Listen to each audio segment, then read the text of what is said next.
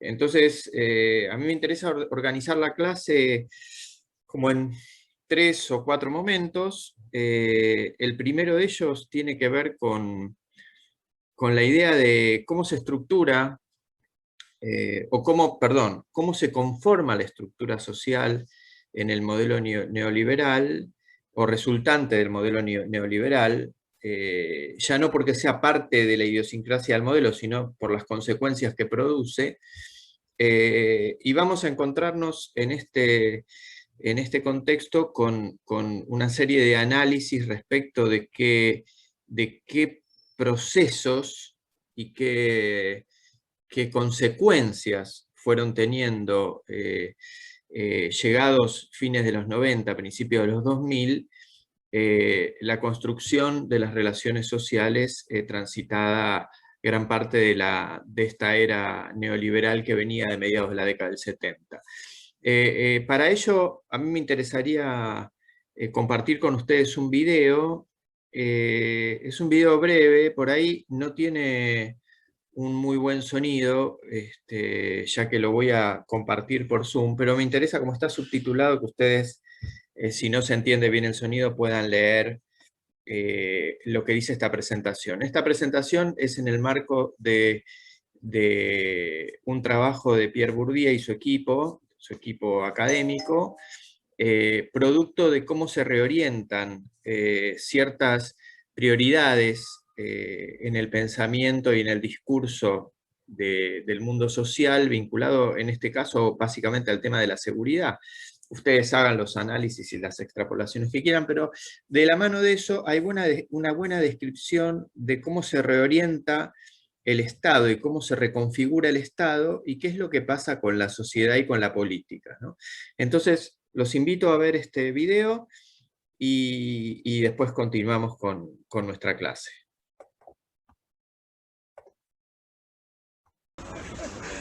Je vais essayer de vous donner un aperçu de l'analyse qui est présentée en détail dans le livre, en ne vous donnant pas trop de statistiques, parce que je crois que Serge a utilisé votre quota total de statistiques pour la soirée. Je vais pour ça partir d'un article qui s'intitule « Sécurité, les leçons du modèle new-yorkais ». Un article qui a été écrit par un grand criminologue qui s'appelle Philippe Douste-Blazy, député maire de Lourdes, président du groupe UDF de l'Assemblée nationale, qui nous dit, avec des très belles photos, on voit M. Douste-Blazy discutant, très occupé, avec un visage sombre, avec un policier de New York, et ensuite on le voit dans la rue, il faudrait que je puisse vous le montrer, on le voit dans la rue, alors il y a des gamins au premier plan qui jouent au ballon, qui rient, et on le voit derrière, il est juste derrière avec des policiers, à l'évidence un éducateur en survêtement, et alors on le voit d'un air pénétré avec sa belle cravate, qui regarde les jeunes comme ça. Et alors il nous dit, la sécurité des personnes et des biens est un sujet que les hommes politiques hésitent souvent à aborder. Alors là, on est un peu estomaqué, vu que les journaux sont pleins de ça, la télé aussi, mais enfin, admettons. Il ne faut pas alors s'étonner que dans un tel contexte, l'insécurité ne cesse de croître en France. Les derniers chiffres publiés sont accablants pour la politique du gouvernement. Or, alors là, je vous demande de prêter attention à la structure syntaxique de la phrase. Or, comme la politique est le contraire de la résignation, j'ai décidé cet été de me rendre à New York. Je trouve que c'est formidable. Voilà. J'ai décidé cet été de me rendre à New York afin d'étudier les remèdes et les raisons de ce qui est présenté partout dans le monde comme une réussite exemplaire en matière de sécurité. Et là, on a un exemple parfait de cette nouvelle idéologie sécuritaire, cette nouvelle doxa, ce nouveau sens commun punitif néolibéral qui nous vient des États-Unis, qui a été élaboré par un groupe de think tank, de boîtes à idées basées sur la côte est des États-Unis, dans le cadre de leur guerre contre l'État-providence, qui ont d'abord, à la fin des années 70 et au début des années 80, argué pour des politiques de démantèlement de l'aide sociale. Elles ont réussi, puisqu'en 1996, un président démocrate a aboli le droit à l'aide sociale aux États-Unis et l'a employé pour un programme de travail forcé pour les récipiendaires d'aide sociale, c'est le passage du welfare au workfare, travail forcé dans des conditions dérogatoires au droit du travail et aux conditions de rémunération, etc. habituelles. Et après donc avoir défendu et argué pour le moins d'État en matière sociale et économique, ces mêmes instituts et les mêmes partis qu'ils soutiennent et les mêmes pays et les mêmes professeurs qui diffusent cette idéologie vont arguer avec en gros 10 ans de retard, vont demander plus d'État en matière policière et pénale. Et ce que je vais essayer d'arguer, de vous montrer, c'est qu'il n'y a pas de contradiction entre demander moins d'État d'un côté et plus d'État de l'autre. Il y a une cohérence, puisqu'en fait on fait passer le traitement social des inégalités et de l'insécurité qu'elles génèrent à un traitement policier et pénal. En gros, on fait passer la gestion, notamment des fractions précarisées de la classe ouvrière, de la main gauche de l'État, pour reprendre la terminologie de Pierre Bourdieu dans La misère du monde, de la main gauche de l'État, celle qui nourrit, celle qui éduque, celle qui aide, c'est l'aide sociale, le logement, l'éducation, la santé, à la main droite de l'État, la main qui punit, le policier, le juge, le gardien de prison. La réalisation de l'utopie néolibérale, ça n'est pas le moins d'État, ça n'est pas la disparition de l'État, c'est le moins d'État en matière économique et sociale, c'est le laisser-faire et le laisser-passer en matière de travail, en matière de régulation du marché du travail, en matière de mobilité des capitaux, mais c'est de l'autre côté plus d'État, un État intrusif et paternaliste, un État qui se traduit par une réduction, voire une privation des libertés, du côté notamment de ceux qui sont condamnés au salariat précaire. Et le véritable enjeu des bêtises qu'on entend aujourd'hui dire autour des violences urbaines, etc., ce n'est pas la délinquance. Le véritable enjeu de ce nouveau discours sur la sécurité qui monte, c'est de légitimer le passage d'un traitement social à un traitement policier et pénal de la misère, traitement policier et pénal de la misère dont le but est de normaliser et de faire accepter le salariat précaire, de même qu'à la fin du XIXe siècle, il a fallu une révolution culturelle et institutionnelle, le travail social par exemple, pour imposer la forme salariat. Aujourd'hui, il faut une réforme mentale, culturelle et institutionnelle pour imposer le salariat précaire comme l'horizon normal du salariat pour les classes populaires et la montée de cet État libéral paternaliste, libéral pour les classes aisées, libéral pour les employeurs, paternaliste pour les classes populaires et notamment pour les fractions précarisées du nouveau prolétariat des services. Eh bien, c'est ça la figure de l'État qui est là aujourd'hui pour permettre l'avènement de cette nouvelle économie. Quand vous entendez nouvelle économie, et demandez à la personne qui vous parle de cette nouvelle économie qui nous vient d'Amérique, de quelle nouvelle économie parle-t-il? De la nouvelle économie de Microsoft, des ordinateurs et de l'Internet, ou de la nouvelle économie des pénitenciers et de Corrections Corporation of America? Merci. Bueno, como habrán visto en el video, sistematiza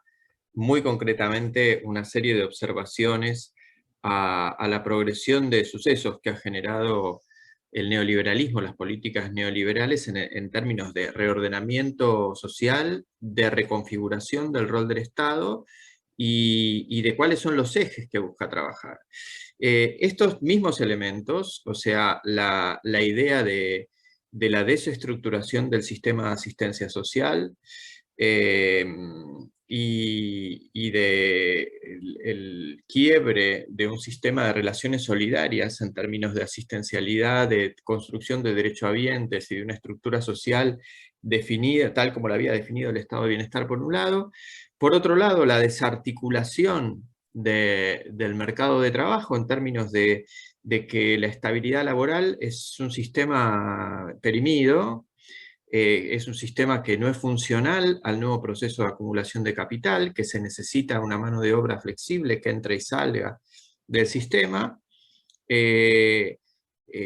que esto genera ahorros, en realidad genera mayor aprovechamiento del plusvalor que genera el proceso de producción, y por otro lado, un Estado que básicamente a partir de estos dos ejes que establecen, que habla este colega en el video, tiene que enfatizar a partir de esta ilusión de menos Estado o de no intervención del Estado,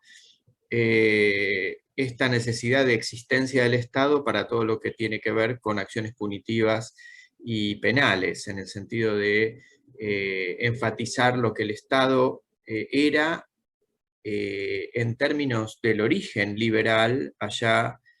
a fines del siglo XIX, como un Estado represivo, que solo tenía que articular y disciplinar a la población que participaba del mercado, básicamente del mercado de trabajo. O sea, acá hay un reordenamiento ni siquiera del mercado de consumo, sino básicamente del mercado de trabajo. Porque no es lo que genera inseguridad, que es el discurso de la inseguridad puesta sobre el estigma social, sobre la pobreza o sobre la miseria, está puesto sobre las dificultades de dinamizar un mercado de trabajo donde la gente pueda tener empleo y pueda obtener recursos para poder acceder al consumo o para poder vivir. Bueno, de esto se trata el quiebre de la relación salarial, o sea, toda la reforma del trabajo tiene que ver con romper la relación salarial que se había establecido desde fines del siglo XIX, producto de las luchas obreras y las luchas del proletariado, posteriormente la lucha del conjunto de los trabajadores, para poder acceder a servicios y beneficios sociales. Es precisamente la relación salarial la que genera esta estructura de circulación de bienes y servicios de manera extendida a la población, reguladas por un Estado que es el que administra, de algún modo, lo que la relación salarial produce.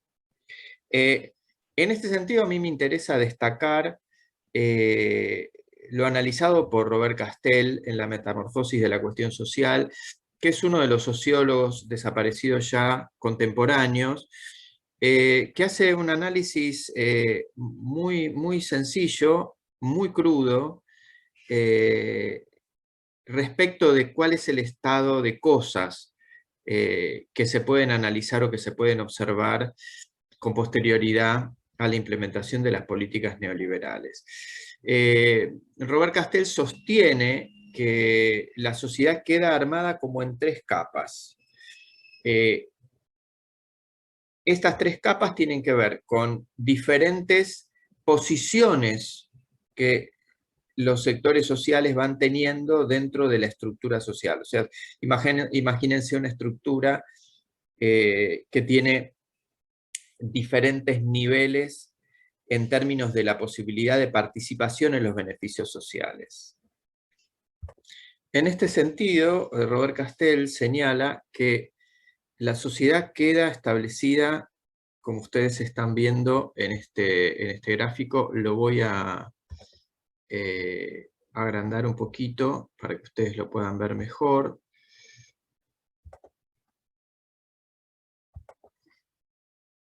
Fíjense, hay un sector integrado, que es el que está coloreado con celeste, que él denomina, son las personas que están incluidas, son aquellas que tienen una condición de afiliación a la sociedad, a los beneficios sociales, que todavía sostienen ciertos márgenes de la relación salarial y que participan de un sistema de afiliaciones. Por ejemplo, quienes dejan de tener una relación salarial estable, pero mantienen sistemas de contratación, y ese sistema de contratación les garantiza cierta permanencia en el mercado de trabajo, forman parte de este sistema de afiliados. El afiliado social es aquel que de alguna manera sigue participando activamente del mercado de trabajo con condiciones, entre comillas, como de relativa estabilidad, y que puede acceder a los servicios públicos y a los servicios necesarios para asegurar las condiciones de vida. Esto es, sistemas de salud, la educación, o sea, tiene las cualidades, o bien porque todavía hay sectores de servicios que son provistos por el Estado y este grupo de afiliados puede acceder a ellos por participar del mercado de trabajo, o bien porque se lo puede costear, puede pagar la educación, puede pagar la salud, etc. Entonces hay un amplio sector social que reúne estas condiciones de afiliación. Y después, dice él, se ha conformado un cinturón alrededor de este círculo, que es este, si ustedes me siguen con el cursor, que se ve aquí transparente, entre la línea celeste que está aquí y la línea de la afiliación, que es una amplia masa de sectores vulnerables. Es lo que él define el concepto de vulnerabilidad social como aquellos que han padecido la desestabilización de los estables, dice él. O sea, aquellos que perdieron las condiciones de afiliación, pero están cerca de poder recuperarlas. O sea, no se han desafiliado del todo, están como en esta transición entre volver a ser afiliados o caer en este vacío, y lo digo así de manera cruda, vacío que significa la desafiliación social. Entonces,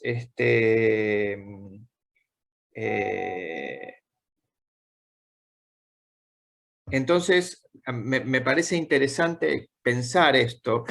de una manera más o menos relacional, en el sentido de que el vulnerable es aquel que todavía no se desafilió y tiene condiciones por el nivel o por las condiciones sociales que tiene o por el lugar de entrada flexible todavía de algunos segmentos del mercado de trabajo o por participar de un mercado de trabajo informal, forman parte pueden volver a afiliarse.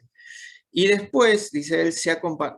conformado una enorme cantidad de población que ha quedado fuera de este juego, que son los desafiliados. Y él los llama a los desafiliados los supernumerarios. Digo, quiero aclarar que Robert Castel es un pensador crítico.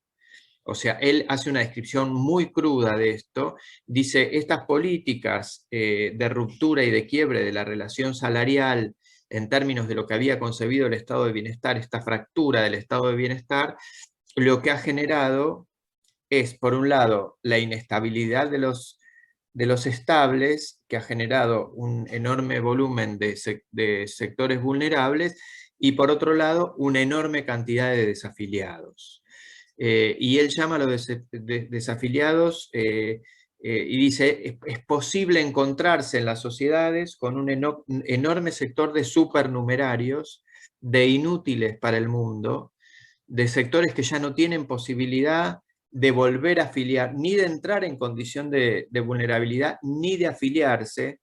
o sea, ni de volver a incluirse en esta condición política y en esta estructura estatal social que se ha configurado hasta hoy. En su capítulo 8, donde él describe las características de la desafiliación, de la vulnerabilidad, esta ecuación que ustedes están viendo acá en la pantalla, digo ecuación porque está lleno de incógnitas esto que está acá, así como ustedes lo ven casi plano y clase con categorías fijas. Esto es un proceso todo el tiempo dinámico, porque hay gente que pierde su afiliación, pasa a ser sector vulnerable, aquellos que desde la vulnerabilidad pugnan por entrar y no logran, y pasa el tiempo y no logran entrar al mercado de trabajo, no son receptores de la asistencia estatal de lo que era entonces, pasan a estar desafiliados, y la desafiliación es aquel sector que este Estado neoliberal considera perdido, donde ya la desafiliación no amerita destino de política estatal alguna. En cambio, la vulnerabilidad, sí. Ellos dicen, si hay un lugar, digo el neoliberalismo, ¿no? Dice, si hay un lugar donde nosotros podemos fortalecer el bienestar de la sociedad, es atender a que el vulnerable no llegue a ser desafiliado. Entonces, es en este cinturón donde se van a desarrollar justamente esta nueva concepción de las políticas, que son las políticas focalizadas. Las políticas focalizadas son atender a la vulnerabilidad para volver a afiliarla,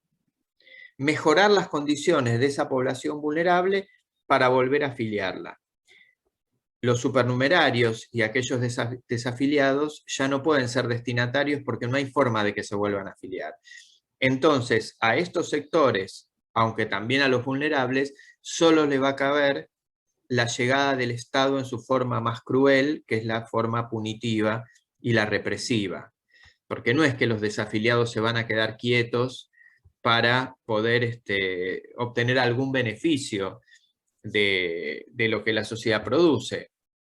Si el Estado no se lo da,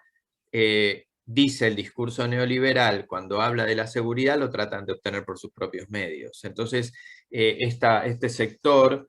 de desafiliados es básicamente el destinatario de los sistemas represivos, y obviamente lo es también el sector vulnerable. Y hay un amplio sector de afiliados que también va a ser destinatario de la represión y de la persecución estatal, en términos de que esos sectores afiliados, en organización sindicalizada, donde todavía las organizaciones sindicales no se han neoliberalizado ni se han rearticulado a esta nueva estructura hasta el día de hoy, disputan por sostener ciertos derechos y ciertas condiciones que los sigan conteniendo de algún modo. Y para esto van a protestar, van a discutir, van a plantear sus propuestas, etcétera, y muchas veces van a ser destinatarios de la represión y de las acciones punitivas por parte del sector estatal. A mí me interesaba también, ya que estamos acá y en este cuadrito, mostrarles algo que es característico de la escuela francesa, que a mí me parece interesante sistematizar ahora para que ustedes vean un primer ordenador, nada más, de la materia desde la primera unidad hasta acá. Si ustedes observan, esta era la definición que Durkheim hacía de la estructura social. Una sociedad común, que es el círculo celeste, ¿sí?, integrada por sectores sociales que estaban integrados en esa comunidad, y cada sector, que es lo que aparece en color ocre, formaba parte de aquellos sectores mandados a cumplir una función social de la mejor manera posible. O sea, lo recuerdan de educación como socialización. Y él decía que fuera de esto existen sectores, él define la marginalidad como aquellos que están en los márgenes, ¿no? Aquellos que no están integrados a ningún sector y por alguna razón no participan del consenso establecido en este conjunto coloreado de celeste. Entonces, ellos son los marginales. A ellos puede haber destinado una acción estatal. Todas las políticas orientadas a resolver el problema de la marginalidad en educación, la marginalidad en el trabajo, la marginalidad social, aquellos que están por fuera de las organizaciones del trabajo, por ejemplo, forman parte de esta marginalidad. Y después están el sector de la anomia. Fíjense ustedes cómo, más allá de la perspectiva ideológica del análisis, el sesgo que tiene la academia francesa en términos de cómo construir conocimientos empieza a tener cierta regularidad. Es muy interesante mirar esto como un proceso metacognitivo, donde también perspectiva estatal, perspectiva social y cierta cualidad en términos de cómo nos formamos, o sea, la política educativa, se integra en una producción académica. Miren ustedes a Bourdieu, ¿no? Bourdieu va a sostener, partiendo del marxismo, esta idea de burguesía, proletariado y lucha de clases, ¿verdad? Y él va a decir que justamente el hábitus, que está de algún modo recortado por lo que está construido en celeste, que tiene que ver con lo correspondiente a aquellos que nos formamos para ser partícipes sociales. Digo, lo que Marx sostenía como el proletariado hoy forma parte de la clase trabajadora, y esa clase trabajadora está intervenida por un hábitus, y hay un hábitus primario y un hábitus secundario, igual que planteaba en la misma línea y con diferente perspectiva ideológica de lo que planteaba Durkheim, respecto de pensar que había una socialización primaria y una secundaria, pero también había sectores que quedaban por fuera de ese hábitus, ¿no? Y que de algún modo el no participar del sistema escolar o de no participar del sistema de distribuciones construía un hábitus endeble solo desde el caudal familiar social, que permitía la interacción de ciertos beneficios en el contexto social.